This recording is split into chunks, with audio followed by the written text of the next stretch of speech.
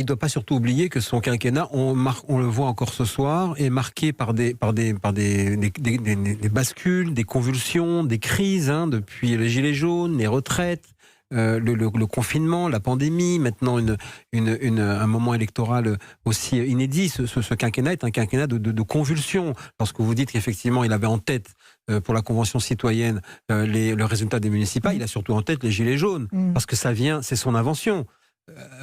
Conseillé par le réalisateur Cyril Dion qui lui a vendu l'idée, mais enfin c'est lui qui l'a porté ensuite en disant je mettrai un dispositif inédit de démocratie semi-directe dans le pays pour pouvoir restituer la parole après les gilets jaunes et toutes les revendications. Il y a la crainte de l'exécutif extrêmement puissante, une deuxième vague de gilets jaunes à la rentrée, parce que l'équation d'Édouard Philippe aujourd'hui, d'Emmanuel Macron, elle est extrêmement délicate. Il devait transformer le pays.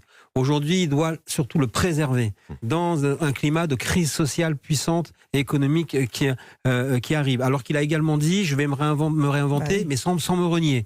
Comment va-t-il le faire? Avec qui? Avec quelle équipe? Et le fait que Europe Écologie Les Verts a dit qu'il n'enverrait personne au gouvernement. Bien sûr, le fait qu'Édouard Philippe demain soit présent aux côtés du président de la République pour recevoir la Convention citoyenne, alors qu'il a été plutôt récalcitrant vis-à-vis du processus, est peut-être un signal.